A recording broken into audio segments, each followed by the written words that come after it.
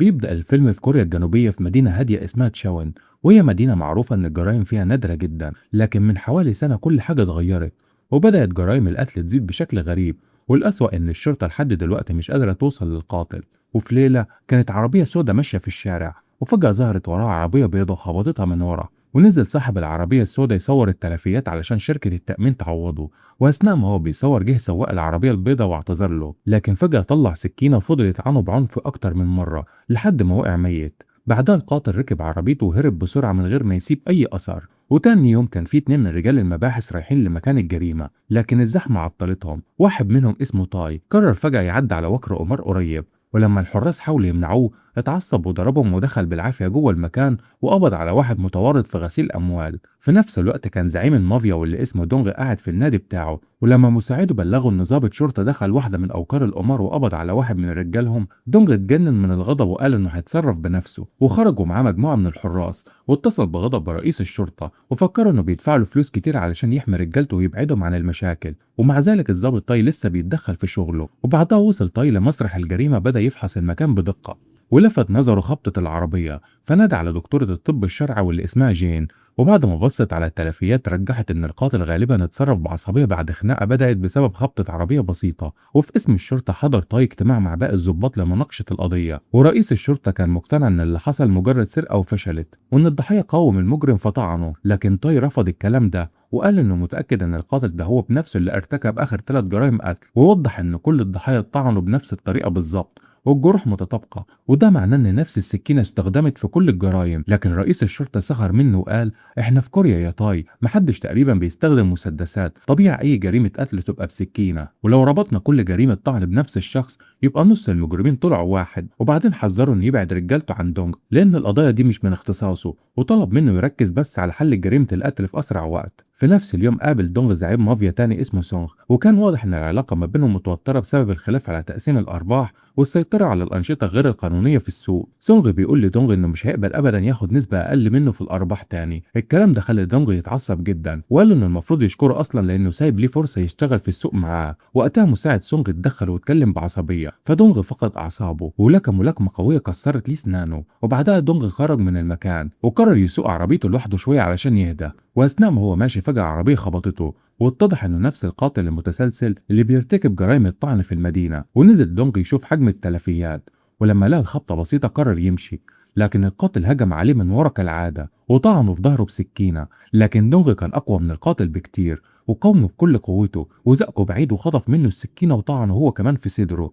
وفي اللحظة دي قدر يشوف وش القاتل بوضوح لأول مرة، لكن القاتل جري بسرعة وداس على البنزين وخبط دونغ قبل ما يهرب. وقع دونغ مصاب بإصابات خطيرة واتنقل بعدها للمستشفى، وكانت حالته حرجة جدا. في نفس الوقت رجالة دونغ عرفوا اللي حصل وافتكروا إن عصابة سونغ هي اللي ورا الهجوم بسبب الخناقة اللي حصلت ما بينهم قبل كده، وراحوا على مكان سونغ واعتدوا على كل اللي كانوا موجودين هناك. أما القاتل فكان مستخبي وسط الغابة وبيعالج الجرح اللي في صدره بعد الطعنة اللي خدها من دونغ. وبعد شوية وصل لمزرعة كلاب، لكن أول ما واحد من الكلاب نبح عليه قتله من غير أي تردد. بعدها دونغ فاق في المستشفى واتكلم مع مساعده، وقال له ان اللي هجم عليه مش من رجاله سونغ لان اسلوب قتاله مختلف تماما. وكمان قال ان حس ان القاتل ما كانش عنده اي سبب شخصي يهاجمه. وبعدها كتب مواصفات العربيه اللي شافها وطلب من مساعده يدور عليها. وفي نفس الوقت وصل المحقق تاي للمستشفى علشان يطمن على دونغ وطلب منه يحكي له اللي حصل، ووعده انه هيقبض على القاتل. لكن دونغ كذب عليه وقال له انه وقع واتصاب وهو ماشي. وبعدها طلب من تاي يسيبه لانه محتاج يرتاح تاني. تاي خرج، لكن قبل ما يمشي نزل جراج المستشفى وفحص عربيه دونغ، وهناك لاحظ خبطة في آخر العربية، نفس الخبطة اللي شافها في كل مسارح الجرائم السابقة. وساعتها اتأكد إن شكوكه كانت صح. طي اتأكد نفس القاتل اللي كان بيهاجم ضحاياه هو اللي حاول يقتل دونغ. وفي نفس الوقت راح سونغ يزور دونغ في المستشفى علشان يطمن عليه. ورغم إن رجالة دونغ كانوا اعتدوا على أفراد عصابته قبل كده، إلا إن سونغ اعتذر له ووعده إنه هيعوضه عن كل الخسائر. بعدها وصل رسام متخصص من الشرطة وطلب من دونغ يوصف له ملامح القاتل بالتفصيل. وبعد ما خلص الرسم طلعت الصورة شبه القاتل الحقيقي بشكل كبير جدا، وده معناه ان دونغ بقى معاه خيط مهم يقدر يوصل بيه للقاتل وينتقم منه. في اسم الشرطة راح طي يتكلم مع رئيسه وقال له ان دونغ اتعرض لهجوم من نفس القاتل اللي بيدوروا عليه، وطلب منه يتولى القضية، وقال له إن لو قدر يحلها هيقبضوا أخيرا على المسؤول عن كل جرائم القتل اللي اتحفظت ضد مجهول، وقال له إن دي أول مرة ينجو حد من هجوم القاتل وده ممكن يساعدهم يوصلوا ليه. لكن رئيس الشرطة رفض تماما وحذر طاي للمرة الأخيرة إنه يبعد عن دونغ، لكن طاي أصر على موقفه وقال إن دونغ شاف وش القاتل وعنده عدد كبير من الرجالة يقدروا يلاقوه ويقتلوه، ولو ده حصل كل الأدلة هتختفي والقضية هتفضل من غير حل. رئيس الشرطة غضب جدا وطرده من مكتبه، وفي نفس اليوم وقف القاتل عند استراحة على الطريق وقتل سواق وسرق عربيته، وأثناء ما كان سايق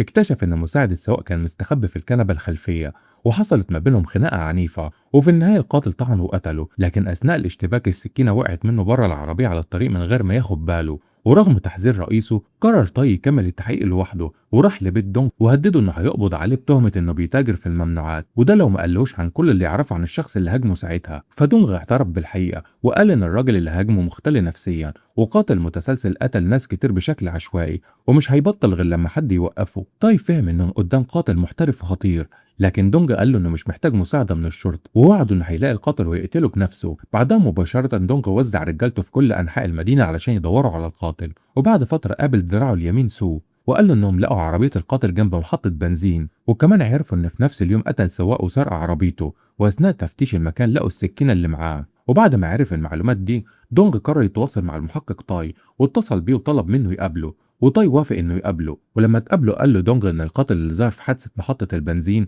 هو نفس الشخص اللي حاول يقتله، وبعدها سلمه مفاتيح عربيه القاتل وقال له ان الشرطه تقدر ترفع عنها البصمات وتوصل لهويته. وبعدها اقترح دونج انهم يتعاونوا مع بعض علشان يمسكوا القاتل، لكن طاي رفض وقال انه حتى لو لقوه مش هيسمح له يقتله. وقتها دونج عرض عليه اتفاق وهو انه يلاقي القاتل الاول ويكون من حقه يتصرف معاه بالطريقه اللي تعجبه، وبما ان طاي بيعشق التحدي وافق على الاتفاق. واثناء كلامهم فجأة دونغ قال له انه كان بيسجل كل الحوار ما بينهم تحسبا يعني لو طاي حاول يقبض عليه بعدين. طاي اتعصب وخطف جهاز التسجيل وكسره وقال له لو فاكر نفسك ذكي فانا اذكى منك، لكن دونغ ابتسم وشغل تسجيل كاميرات المراقبة واتضح انه مصور كل حاجة بالصوت والصورة. وقتها طاي فهم انه اتورط واضطر يلتزم بالاتفاق. بعدها قابل طاي 2 من زمايله في الشرطة وحكى لهم كل اللي حصل وطلب منهم يساعدوه، لكنهم رفضوا لانهم مش واثقين في دونغ، إلا إن طاي أكد ليهم إنهم محتاجين نفوذ دونج ورجالته وفلوس علشان يقدروا يوصلوا للقاتل، وكلفهم يجمعوا الأدلة من محطة البنزين ويفتشوا عربية القاتل يمكن يلاقوا أي دليل يكشف هويته. في المقابل دونج كان مستغل التعاون ده لمصلحته، فطالما الشرطة مشغولة بالتحقيق يقدر ينفذ خطته. أمر دراع اليمين سو ياخد سكينة القاتل ويستخدمها في قتل سونغ بحيث الشرطة تفتكر إن القاتل المتسلسل هو اللي عمل الجريمة دي، وبالفعل تسلل واحد من رجال دونج البيت سونغ وقتله بنفس السكينة. راح طاي لدكتورة الطب الشرعي وسلمها عينات لقوها داخل عربية القاتل وطلب منها تعمل تحليل لحمض نووي علشان تعرف صاحبها. في نفس الوقت وصلت الدكتورة لمسرح الجريمة الجديد واتصدمت لما لقت السكينة لسه مغروزة بجسم سونغ، وبعد ما حللت الدم اللي عليها اتصلت بطاي وقالت له ان الحمض النووي الموجود على السكينة مطابق لكل الضحايا اللي اتقتلوا قبل كده، وده معناه ان كل الجرائم مرتبطة ببعض ونفس السكينة استخدمت فيها. واول ما سمع طاي النتيجه راح بيت دونغ وهو في قمه غضبه وضربه واتهم انه قتل سونغ. دونغ اعترف بكل هدوء وقال ايوه انا اللي قتلته، لكن فكروا ان اتفاقهم لسه شغال وان هدفهم الاساسي هو الامساك بالقاتل الحقيقي. طاي كان غضبان جدا لكن ما قدرش يعمل حاجه لان الاتفاق ما بينهم كان متسجل واضطر يمشي وهو متضايق. بعدها راح دونغ جنازه سونغ، لكن من بين الحضور كان القاتل الحقيقي واقف يراقب اللي بيحصل من بعيد، وقرب من مساعد سونغ وسلمه ورقه مكتوب فيها دونغ استخدم سكينته علشان يقتل سونغ. وفي نفس الليلة القاتل ارتكب جريمة جديدة وقتل شخص عشوائي بنفس طريقته الوحشية المعتادة. وبعدها اجتمع طاي مع دونغ وقرروا يفتشوا عربية القاتل بنفسهم، وأثناء التفتيش لقوا بقعة دم صغيرة وافتكروا إنها ممكن تكون دم القاتل، لكن قبل ما يكملوا هجمتهم فجأة عصابة سونغ انتقاما لموته وبدأت معركة عنيفة ما بينهم وقدر فيها طاي ودونغ يسقطوا المهاجمين واحد ورا التاني. وأثناء القتال حاول واحد من رجالة سونغ يطعن طاي بسكينة، لكن طاي دافع عن نفسه وخلال الاشتباك قتله بالغلط. وقف مصدوم ومش مستوعب انه قتل انسان لاول مره، ودونغ قال له يسيب الموضوع عليه ويتولى بنفسه اخفاء الجثه، فلفها في مشمع بلاستيك ودفنها بعيد عن الانظار.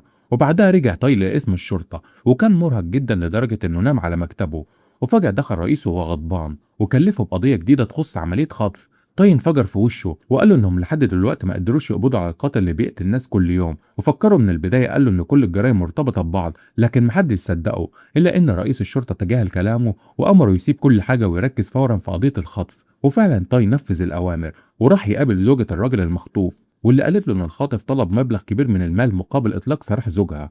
والشرطة خلت زوجة الراجل المخطوف تتصل بالخاطف علشان تحدد معاه ميعاد للمقابلة، وفي نفس الوقت كانوا بيراقبوها من بعيد من غير ما يحس. ووصلت الست الكافيه كان المفروض تقابل فيه الخاطف، وأثناء المراقبة لاحظ طي راجل غريب واقف فوق سطح مبنى قريب. وأول ما الراجل حس إن طي أخد باله منه جري بسرعة، والشرطة طردته في الشوارع لكن قدر يهرب. وبعدها دخل طي الكافيه وسأل صاحبه عن الراجل الغريب، وعرف إنه طلب مشروب ساقع بس. ساعتها أمر فريقه يفتشوا الزبالة ويدوروا على الإزازة اللي شرب منها على أمل يلاقوا عليها بصماته أو أي دليل. وبعد ساعات من البحث أخيرا لقوها، وأخدته جين دكتورة الطب الشرعي الزجاجة وحللتها، وقدرت تستخرج الحمض النووي الخاص بالقاتل، ومن خلاله وصلت لهويته الكاملة وسجله. ومن غير ما يضيع وقت راح طي على العنوان المسجل في الملف. صاحبة البيت قالت له إن المستأجر مختفي من 3 شهور، وإنه كان شخص هادي ومؤدب وعمره ما سبب أي مشاكل. ولما فتش الشقة لقى الأدوات والمعدات اللي القاتل بيستخدمها في جرايمه، وكمان لقى صورة واضحة ليه. اتصل طيب بدونغ وحكى ليه كل اللي اكتشفه وبعت له صورة القاتل. وبعدها اجتمعوا كلهم علشان يحطوا خطة للقبض عليه، وعرفوا ان اسم القاتل كيونغ وعمره 35 سنة. فوزعوا صورته على كل رجالة دونغ وانتشروا في كل أنحاء المدينة يدوروا عليه، لكن من غير أي نتيجة. قرر دونغ انهم ياخدوا استراحة قصيرة ويكملوا بعدها، واتفق يقابل تاي وباقي المجموعة في كافيه في الليل. واثناء ما دونغ كان واقف مستنيه تحت المطر عدت بنت صغيرة من جنبه من غير شمسية، فاداها الشمسية بتاعته وفضل هو واقف تحت المطر.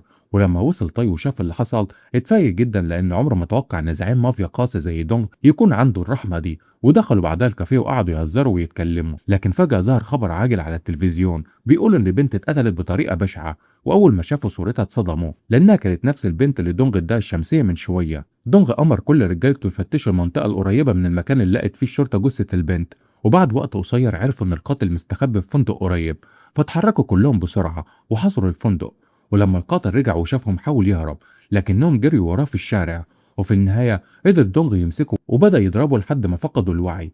بعدها اتصل بطي وفكروا بالاتفاق اللي ما بينهم، وقال له بما انه هو اللي قبض على القاتل الاول فمن حقه يتصرف معاه بالطريقه اللي هو عايزها. دونغ اخذ كيونغ للمخبأ بتاعه وبدا يعذبه بكل الطرق، لكن الغريب ان كيونغ كان بيضحك طول الوقت وكانه مش حاسس باي وجع. وقتها دونغ فهم ان الراجل ده بيستمتع بالقتل بنفس الطريقه اللي هو بيستمتع بيها. في نفس الوقت كان تاي سايق باقصى سرعه علشان يوصل قبل ما دونغ يقتل القاتل.